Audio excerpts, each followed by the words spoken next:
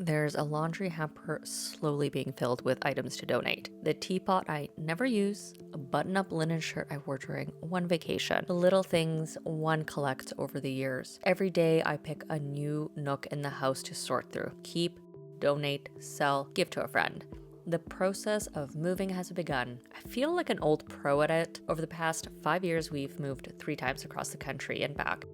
From Edmonton to Ottawa, then Nelson, and finally to Courtenay, a small town on Vancouver Island that was never really on our radar, chosen in a kind of trust fall. We needed housing, and I happened to see a rental sign as we drove by. We were still paying rent in Nelson when we pulled over and decided on the spot that this would be home. And for 3 years, it really was. What I knew at the time was that I loved the forests and beaches of Vancouver Island. What I didn't expect was the impact on my creativity and connection to my work. How stepping into the forests here put me at ease, allowing me to see differently. I've always understood the impact of space on a person, on myself. What I hadn't considered was that I would become a different person here.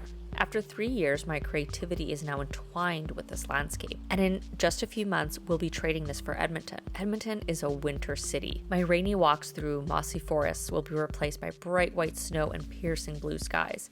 I'm trading beaches for canola fields and hot summers. Alberta is a place of extremes and stark in my mind. I can't help but wonder how that will shape the kind of work I make. For the first time, I feel like I understand who I am as an artist. I don't feel the pressure of outside influence. I'm just connected to the work I do and the reasons I do it. And now we're leaving it. It's for a good reason. Corey was accepted into his dream program at the university. And I won't lie, when I heard the news, the tears came quickly, a pressure rising in my face while joy bloomed in my chest. It felt like an airport goodbye, the kind where you cry while smiling, full of gratitude and grief at once. It's strange to admit that the right choice is to move back to Edmonton. I'm proud of him, but I also need to mourn the loss of forests, moss, and ferns I've fallen so deeply in love with.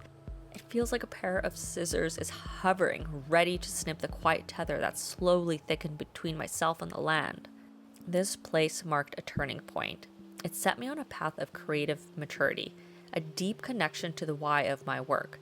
I began to see that photography didn't have to be about output. It could be quiet, repetitive, connected to place. And now I'm leaving it. I know I need to find a way to stay connected to that growth. Going back to the place where I grew up, where I became an adult, brings with it the temptation to slip into old patterns, to default to what feels familiar.